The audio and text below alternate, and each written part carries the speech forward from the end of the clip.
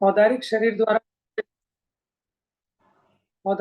द्वारा निर्धारित स्कंद वो तो है स्थूल, उसको जगन्य ऋजुमति ज्ञान भी जान लेगा, लेकिन नेत्र इंद्रिय की जो अभ्यंतर निर्वृत्ति है उसके द्वारा निर्धारित परमाणु स्कंदों को उत्कृष्ट ऋजुमति जान पाएगा। अब मनोवर्गणा औदारिक से सूक्ष्म होती है, तो मनोवर्गणाओं के स्कंदों को ऋजुमति नहीं जान सकता, उसको जगन्य विपुलमति जान पाएगा। और 8 कर्मों के वो कारमान वर्गणा हो गई, वो मनोवर्गणा से भी अधिक सूक्ष्म है। तो कारमान वर्गणा यानी 8 कर्मों के समुदाय रूप समय प्रबद्ध प्रमाण जो सूक्ष्म परमाणुओं का स्कंद है उसको उत्कृष्ट विपुल मति मना पर यह ज्ञान जान सकता है। ये इनका विषय बता रहे हैं, जगन्य और उत्कृष्ट। ठीक है, तो द्रव्य की अपेक्षा बताया। क्षेत्र की अपेक्षा ऋजुमति का विषयभूत जगन्य क्षेत्र पृथकत्व कोष प्रमाण है। पृथकत्व का अर्थ क्या बताया था?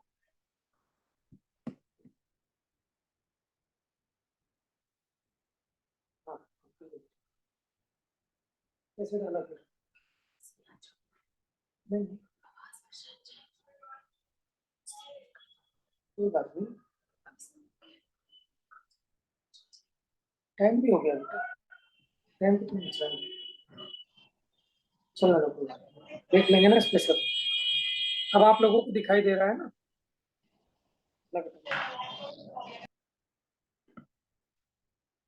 उसको म्यूट कर दो, इसका स्पीकर ऑन कर दो।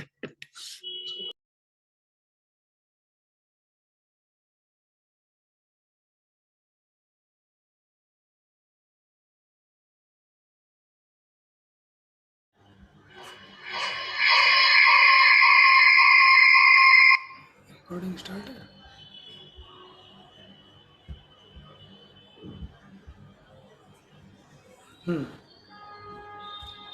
अब देखिए,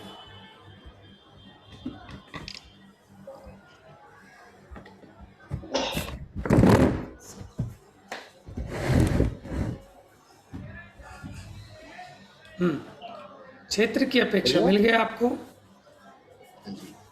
ठीक है, पढ़िए सचिन भैया, पढ़िए। क्षेत्र की अपेक्षा ऋजुमति का म्यूट है आप शायद, नहीं खोल दिया, आवाज नहीं आ रही। आ रही है भैया, आ रही है भैया। अच्छा अच्छा, एक मिनट, बोलिए जरा आप। क्षेत्र की अपेक्षा। ओके, अच्छा भैया, मैं ये कह रहा था, जैसे अभी आपने कहा था नारकी के नहीं जानते, तो जो मुनिराज होंगे वो उन्हीं को जान सकेंगे जो उनके सामने होंगे, तो नारकी से तो सामना ही नहीं हो सकता। बहुत बढ़िया, वैलिड पॉइंट है आपका।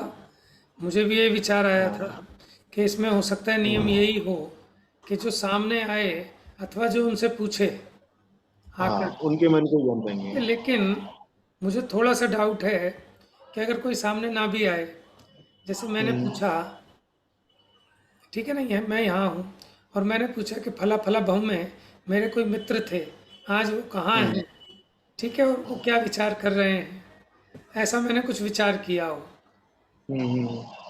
है ना?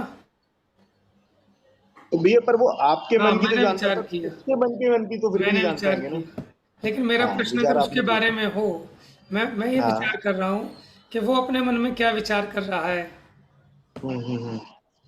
मैंने ऐसा विचार किया कि वो जो मेरा मित्र मर गया था, अब वो कहाँ गया होगा, अब इस टाइम वो क्या सोच रहा होगा, क्या उसके मन में हो रहा होगा, क्या उसको मेरी याद आ रही होगी कि नहीं आ रही होगी, क्या अपने अवधि ज्ञान से मेरे को जान रहा होगा। तो मेरे मन को निमित्त करके मुनिराज है उस प्रकार तो जान ही लेंगे, लेकिन अब ये देखना पड़ेगा कि वो प्रत्यक्ष में उनके सामने होने चाहिए, तभी उनको जानेंगे। अब कोई देव आ जाएंगे तब तो उनके मन संबंधी जान लेंगे, लेकिन ऐसा भी नियम है क्या कि सामने होंगे उसी के मन को जानेंगे? हालांकि इसमें आया था या तो पूछे या मौन पूर्वक उनके सामने खड़ा हो जाए, देखो आया था ना इसमें। हाँ जी, हाँ जी, बहुत बढ़िया बात आपने पढ़ा बता दी था। आपने, वो बात छूट गई ना नारकी वाली। ये देखो विपुल मति में भी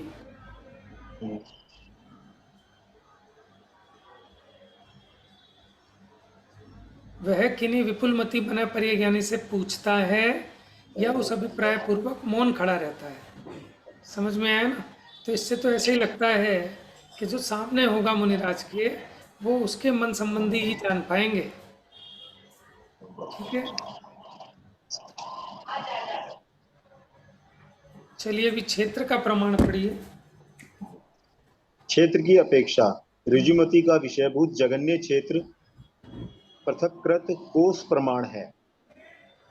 3 से लेकर 9 पर्यंत को कृत्व कहते हैं। अतः यह 3 कोश से ऊपर और 9 कोश के नीचे पर्यंत क्षेत्र को ही जानता है। इसका उत्कृष्ट क्षेत्र 3 योजन से आगे 9 योजन के अंदर पर्यंत है। पढ़िए आगे। विपुलमति का विषयभूत जगन्य क्षेत्र 3 योजन से आगे 9 योजन के अभ्यंतर क्षेत्र पर्यंत पृथक्त्व योजन प्रमाण है और उत्कृष्ट क्षेत्र मनुष्य लोक प्रमाण है। सुनो, जहाँ क्योंकि मनुष्य लोक के उसके विषकुंभ का प्रमाण जानना, परंतु इतना विशेष है कि मनुष्य लोक गोल है और इस विपुलमति मने परिय ज्ञान का यह क्षेत्र समचतुर्त्रय घन प्रतर अर्थात चारों ओर समान गोचर घन रूप प्रतर क्षेत्र है। यह 45 लाख योजन लंबा और चौड़ा है। इसकी ऊंचाई इससे कम है। घन प्रतर कहने से यह फलित है कि मनुष्योत्तर पर्वत के ब्रह्मवर्ती चारों कोनों से स्थित देव पंच इंद्रिय त्रियंच को यह जानता है। देखो सुनो, बड़ी नई बात आई इसमें कि इसका जो क्षेत्र है ना, उत्कृष्ट क्षेत्र विपुलमति का, 3 योजन से आगे 9 योजन के भीतर भीतर, उसका ऋजुमति का तो कम था, उसका सिर्फ पृथकत्व कोश प्रमाण था। माने इतने कोश तक के कोई जीव हैं तो उनके मन की जानेगा, उससे दूर वालों की नहीं जानेगा। और विपुलमति में कहते हैं कि ये पृथकत्व योजन प्रमाण है और उत्कृष्ट मनुष्य लोक प्रमाण है। तो मनुष्य लोक आपको पता है कि पहला ऐसा जम्बू द्वीप, फिर उसके बाद दूसरा धातकीखंड द्वीप, फिर तीसरा जो पुष्करवड़ द्वीप है उसके बिल्कुल मध्य में एक पर्वत है जिसका नाम है मानुषोत्तर पर्वत। ठीक है, उस मानुषोत्तर पर्वत के अंदर अंदर तक के मनुष्य पाए जाते हैं, उसके बाहर मनुष्य नहीं होते। तो अगर हम उसका डायमीटर देखेंगे इधर के एक सिरे से उधर के एक सिरे तक, तो वो है 45 लाख योजन प्रमाण। कितना? 45 लाख योजन। ठीक है, अब मनुष्य क्षेत्र तो गोल है उस पर्वत के अंदर अंदर तक का, लेकिन ये जो जानता है, ये कैसे जानता है कि इसका प्रमाण चकोर है, चकोर। अब अगर 45 लाख योजन देखेंगे तो 45 लाख योजन ऐसे, 45 लाख योजन ऐसे, समझ गए? ऐसे जो वर्ग बनेगा, जैसे हमारी पिक्चर दिख रही है ना यहाँ पे, वर्गाकार फोटो आपको दिख रहा है, तो मन पर यह ज्ञान इतने चकोर क्षेत्र को जानता है। अब आप देखना जरा, अब देखो, जैसे आपको मेरी ये फोटो दिख रही है ना, फ्रेम में दिख रहा हूँ मैं आपको ऐसे, ये फ्रेम है ना पूरा, इस फ्रेम में जो मनुष्य लोक के लिए मनुष्योत्तर पर्वत है वो ऐसे गोल है, 45 लाख योजन प्रमाण। ठीक है, चारों तरफ, यहाँ से यहाँ तक 45 लाख योजन है, यहाँ से यहाँ 45 लाख योजन है। लेकिन ये जो मनपरीय ज्ञान का क्षेत्र है वो पूरा चकोर है, फ्रेम की तरह 45 लाख योजन। तो देखो, आप जब ये गोला करते हैं तो ये वाले कोने वो बाहर चले गए उस पर्वत से, कोनों का क्षेत्र बाहर चला गया। समझ में आ रहा है आपको? तो क्या हुआ कि वो कोनों में मनुष्य तो हो नहीं सकते, वहां देव आ सकते हैं और त्रियंच होते हैं भोग भूमि वाले, तो उनके मन का भी जान सकता है विपुलमति। समझ गए?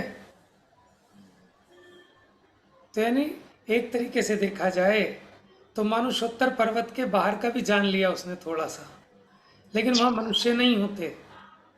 वहाँ भोग भूमि, मध्यम भोग भूमि वाले त्रियंश हैं और देव हो सकते हैं, तो उनके मन को भी जान लेता है। ये बात यहाँ बताई है।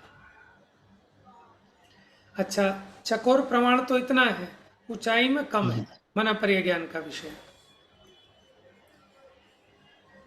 और घन प्रतर कहने से ये फलित है कि मानुषोत्तर पर्वत के बाह्यवर्ती चारों कोणों में स्थित देव पंचेंद्रिय त्रियंश को यह जानता है। ये क्षेत्र की अपेक्षा उसका विषय हो गया मना परिय ज्ञान का, कितने क्षेत्र तक वालों को जानता है। अब काल की अपेक्षा देखिए। भैया वैसे ये जो आपका हमारा ये आ रहा है ना स्क्रीन, ये आयत होगा, हाँ चलो कोई वर्ग बात में तो नहीं। चारों। हाँ, अब मुझे जो आपकी स्क्रीन दिखाई दे रही है ना अपने यहाँ पर, मुझे बिल्कुल अच्छा, आपकी आपके में स्क्वायर बॉक्स नजर आ पूरे रही आ रहे हैं। है। हाँ, आपके में वो बिल्कुल आपके में वर्ग आ रहा मेरे होगा। पास, मैंने बोला कौन सा व्यू है। लैपटॉप में, हाँ लैपटॉप में वर्ग आ आता है वो। हाँ मेरा व्यू, कौन सा व्यू बोलते हैं ना इसको, स्प्लिट व्यू है कौन सा, मैंने हाँ वो खोल रखा है। तो मेरे को तो सबकी दिखाई दे रही है, आप तो मेरी देख रहे होंगे, लेकिन मैं तो आप सबकी नजर हाँ, रखी है। इसमें आयत आ रही है। हाँ चलो हाँ। कोई बात नहीं। आप बात समझ गए ना कि कोने कैसे छूटे। हम्म। चलिए काल की अपेक्षा पढ़िए। काल की अपेक्षा ऋजुमती जगन्य से अपने और अन्य जीवों के अतीत अनागत दो तीन भवों को तथा उत्कृष्ट से सात आठ भवों को जानता है।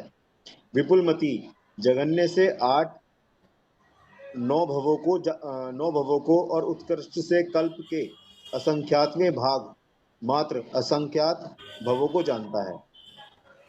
तो भाव की ठीक है, अपेक्षा जगन्य विपुलमती जगन्य से 8-9 भवों को और उत्कृष्ट से कल्प के असंख्यातवें भाग मात्र असंख्यात भवों को जानता है। अब भाव की अपेक्षा और पढ़ लीजिए। भाव की अपेक्षा ऋजुमती का विषयभूत जगन्य भाव आवली के असंख्यातवें भाग प्रमाण और उत्कृष्ट भी जगन्य से असंख्यात गुणा आवली के असंख्यातवें भाग प्रमाण है। विपुलमती का जगन्य भाव उत्कृष्ट ऋजुमती के भाव से असंख्यात गुणा है और उत्कृष्ट असंख्यात लोक प्रमाण भाव है। तो जो भाव की अपेक्षा बताया, वो उसके अविभाग विशुद्धि प्रतिच्छेदों की अपेक्षा बताया है शायद। हाँ बताइए, कुछ पूछ रहे हैं भैया? नहीं भैया, वो बैटरी डाउन होती विशुद्धि और चार्जर मंगा रहा था बस। नहीं, मैंने कहा मेरे से कुछ पूछ रहे थे क्या आप? नहीं भैया, आपसे नहीं पूछ रहा था। हाँ चलिए, भाव हो गया इन हम्म। सभी के बीच में अनेक भेद मध्यम प्रमाण जानना। अब देखो इन दोनों मना परिय ज्ञानों में कुछ और भी अंतर है या नहीं, इसकी चर्चा आप कल करेंगे, लेकिन मना परिय ज्ञान के बारे में अभी और पढ़ेंगे। इसके अलावा थोड़ा सा बड़े ग्रंथों में से भी निकाल कर कुछ और भी पढ़ेंगे इस मना परिय ज्ञान के बारे में। अभी आपका यदि कोई प्रश्न हो तो पूछ सकते हैं, 2 मिनट है हमारे पास। भैया जो ये विपुलमती जो मुनिराज होंगे वो कौन से गुण स्थान में आएंगे, माने प्रेय के धारी? वो छठे गुण स्थान से ऊपर 12वें गुण स्थान के बीच तक कहीं भी हो सकते हैं। और ऋजुमती भी? हाँ, ऋजुमती भी हो सकते हैं। ठीक है, नॉर्मली तो छठे 7वें गुण स्थान में होते हैं। ठीक है, और उसके ऊपर के गुण स्थान में मन परिय ज्ञान तो रहता है, लेकिन उसका प्रयोग नहीं होता, क्योंकि वहाँ तो अपने आत्मा की मुख्यता रहती है फिर। ठीक है ना, मुख्यपन है तो छठे गुण स्थान में ही वो दूसरे के मन को जानने में विषय उपयोग लगाते हैं। ठीक है, वैसे दोनों के दोनों समान गुण स्थानवर्ती हैं। अभी इनमें ठीक है अंतर भैया। आएगा दोनों में अगले सूत्र में, कि इन दोनों में क्या अंतर है। विशुद्धि का अंतर है, प्रतिपात पने का अंतर है, कि ऋजुमति से विपुलमति अधिक विशुद्ध है। ऋजुमति छूट भी सकता है, लेकिन विपुलमति नहीं छूटेगा। केवल ज्ञान होने पर ही वो माने उसमें विलीन हो जाएगा। तो वो तद्भव मोक्षगामी जीवों को ही होता है विपुलमति। ऋजुमति वाला उस भव से मोक्ष जा भी सकता है, ना भी जाए। ठीक है, और कोई प्रश्न? चलिए अब सवा बाकी चर्चा कल करेंगे। जा वाणी के ज्ञान से सूझे लोकालोक, सो वाणी मस्तक नमो सदा देता हूँ धो।